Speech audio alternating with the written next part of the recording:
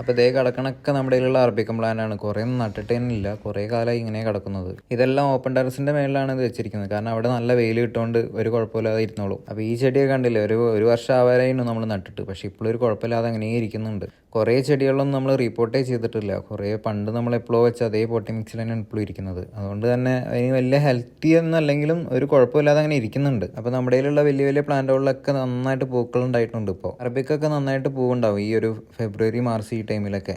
ഈ കാണുന്ന ഓരോന്നും ഓരോ ടൈപ്പ് അറബിക്കാണ്. നമ്മുടെ കയ്യിൽ ഒരുപാട് കളക്ഷൻസ് അറബിക്കുണ്ട്. നമ്മൾ പലയിടത്തുനിന്നായിട്ട് കളക്ട് ചെയ്ത് വെച്ച പല പല പ്ലാന്റുകളാണ് നമ്മുടെ കയ്യിൽ. അപ്പോൾ ഈ കാണുന്നുണ്ട് ഇത് അഡീനിയാണ്. അങ്ങനെ കുറേ ചെടികളുണ്ട് നമ്മളിൽ. അപ്പോൾ ഇന്ന് നമ്മൾ പറഞ്ഞാൽ ഈ പ്ലാന്റിനൊക്കെ പോളിനേറ്റ് ചെയ്തിട്ട് സീഡ് പോഡ് ഉണ്ടാക്കാനുള്ള പരിപാടിയാണ്. അപ്പോൾ ഈ വീഡിയോ കാണുന്ന പോലെ ആ പൂവിൻ്റെ 1-2 ഇതൾ ഇതുപോലെ കീറി കൊടുക്കുക. അതിനുശേഷം ചെറിയൊരു ടൂത്ത് പിക്ക് അങ്ങനെ എന്തെങ്കിലും എടുത്തിട്ട് അതിൻ്റെ പോളൻ ഒന്നുകൂടെ അതിൻ്റെ ഉള്ളിലോട്ട് കയറ്റി വെക്കുക. അപ്പോൾ പോളൻ ഒന്നും പ്രോപ്പറായിട്ട് കാണാൻ ഞങ്ങൾ ലെൻസ് ഇട്ടിട്ടാണ് ചെയ്യുന്നത്. അപ്പോൾ നമുക്ക് കൃത്യമായിട്ട് കാണാൻ പറ്റും. അപ്പോൾ ഈ പൂവൊക്കെ നമ്മൾ അങ്ങനെ ചെയ്തു വെച്ചതാണ്. അങ്ങനെ നമ്മളുള്ള നമ്മുടെ കയ്യിലുള്ള എല്ലാ പൂവുള്ള എല്ലാ അറബിക്കത്തിലും നമ്മൾ ചെയ്തു വെക്കുന്നുണ്ട്. എന്നിട്ടൊരു തണലത്തോട്ട് മാറ്റി വെച്ചാൽ മതി. അപ്പോൾ ഒരുവിധം നമ്മൾ പോളനൊക്കെ വെച്ച് സെറ്റ് ആണെങ്കിൽ അതിലെന്തായാലും സീഡ് പോഡ് ഉണ്ടാവും. ഈ ഒരു സമയത്ത് പോളിനേഷൻ നന്നായിട്ട് സക്സസ് ആവും. കാരണം ഇപ്പോൾ നല്ല വെയിലായതുകൊണ്ട് തന്നെ ഈ ചെടികൾ പോളിനേറ്റ് ചെയ്തിട്ട് ജസ്റ്റ് ഒന്ന് സൈഡിലോട്ട് മാറ്റി വെച്ചാൽ മാത്രം മതി. നമ്മൾ ഇപ്രാവശ്യം അത്ര പ്രോപ്പർ കെയർ ഒന്നും ചെയ്തിട്ടില്ല. അതുകൊണ്ടാണ് ഇത്രയും പൂക്കൾ കമ്മി. അല്ലാന്നുണ്ടെങ്കിൽ ആ കാണുന്ന ബ്രാഞ്ചസിൽ ഫുള്ള് പൂക്കളായിരിക്കും. അപ്പോൾ ഒരു ബോൺസായി മരത്തിൽ നിറയെ പൂക്കൾ നിൽക്കണ മാതിരി അടിപൊളിയായിരിക്കും. അത് തന്നെയാണ് ഈ ഒരു പൂവിൻ്റെ യഥാർത്ഥ ഒരു ഭംഗി കൂടെ.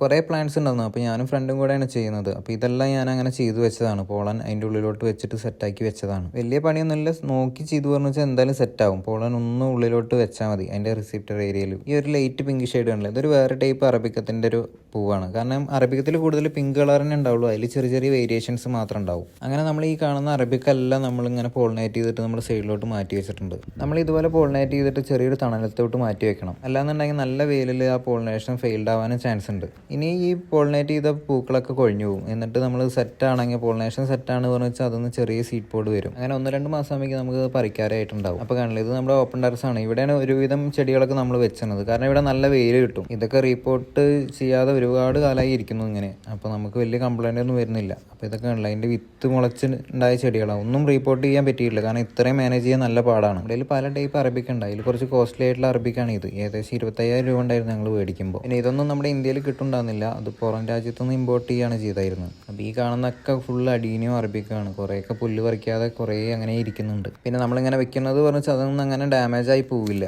കണ്ടില്ല, ഇതൊക്കെ അത്യാവശ്യം നല്ല വലുപ്പമുള്ള പ്ലാന്റ്. അതൊന്നും നട്ടിട്ടില്ല. ഇങ്ങനെ 2 കൊല്ലം ഇരുന്നാലും ഒരു കുഴപ്പവും വരില്ല. ശരിക്കും അറബിക്കൊക്കെ പറഞ്ഞാൽ നല്ല ഷോ പ്ലാന്റ് ആണ്. വീട്ടിലൊക്കെ വെച്ച് പറഞ്ഞാൽ നല്ല ഭംഗിയായിരിക്കും. ആ ബ്രാഞ്ചസിൽ ഫുള്ള് പൂക്കളായി കാണാൻ നല്ല രസമാണ്. അപ്പോൾ ഈ പ്ലാന്റ് എന്തോ കേട് വന്നിട്ടുണ്ട്, ഉള്ളൊക്കെ പോയിട്ടുണ്ടായിരുന്നു. അപ്പോൾ ഈ വെയിൽ കാരണം തന്നെ അത് ഹീലായിട്ടെല്ലാം സെറ്റായിട്ടുണ്ട്. മഴക്കാലത്താണെങ്കിൽ എന്തായാലും അളിഞ്ഞു പോയായിരുന്നു. ഇപ്പോൾ വേനൽക്കാലം ആയതുകൊണ്ടല്ലേ ഒരു കുഴപ്പമില്ലാതെ അതൊന്ന് ചെറിയ ബ്രാഞ്ചസിൽ വരെ ഇതുപോലെ വെയിൽ വരുന്നുണ്ട്. നല്ല വെയിലൊക്കെയാണ് പറഞ്ഞാൽ പ്ലാന്റൊന്നും ഒരു കുഴപ്പം വരില്ല. നേരെ മറിച്ച് മഴക്കാലത്തൊക്കെയാണെങ്കിൽ പറഞ്ഞാൽ നമ്മൾ ശ്രദ്ധിച്ചില്ലെങ്കിൽ കൂടുതൽ റോട്ടാവാൻ ചാൻസ് ഉണ്ട്. അപ്പോൾ ഈ പ്ലാന്റ് പറഞ്ഞാൽ ആ റോട്ടൊക്കെ ഒന്നുകൂടി പ്ലാന്റ് വലുതാൻ ഭാഗം എല്ലാം മാഞ്ഞു പോയിക്കോളും. ഇൻ കേസ് ചെറിയ എന്തെങ്കിലും റോട്ട് അങ്ങനെ എന്തെങ്കിലും കാണുകയാണ് പറഞ്ഞാൽ നമുക്ക് ഫഞ്ചിസൈഡ് സാഫ് എന്തെങ്കിലും തേച്ച് കൊടുത്തു പറഞ്ഞാൽ അത് പെട്ടെന്ന് നമുക്ക് മാറ്റാൻ പറ്റും. ശരിക്കും ജനുവരി ആ സമയത്തൊക്കെ നമ്മൾ റിപ്പോർട്ട് ചെയ്ത് കൊടുത്തു പറഞ്ഞാൽ ഒരുപാട് പൂക്കളുണ്ടാവും. ആ സമയത്താണ് ബെസ്റ്റ് റിപ്പോർട്ട് ചെയ്യാൻ. പിന്നെ ഫെബ്രുവരി മാർച്ച് ഏപ്രിൽ ആ സമയത്തൊക്കെ നല്ല പൂക്കളായിട്ട് നിൽക്കും. നമ്മൾ റിപ്പോർട്ട് ചെയ്യാത്തൊക്കെ കുറേ ചെടികൾ കണ്ടില്ലേ, ഇതെല്ലാം റിപ്പോർട്ട് ചെയ്തിട്ടില്ല, നേരെ നട്ടിട്ട് പോലുമില്ല. അതിലൊക്കെ പൂവുണ്ടായിട്ട് ഇരിക്കുന്നുണ്ട്. ഇത്രയും വലിയ പ്ലാന്റ് ആയതുകൊണ്ട് തന്നെയാണ് കുറേ കാലം ഇരിക്കുന്നതും. അല്ല ചെറിയ പ്ലാന്റൊക്കെ ആണെങ്കിൽ 2-3 മാസം ആകുമ്പോഴേക്കും അത് നല്ല വീക്കായിട്ട് വരും.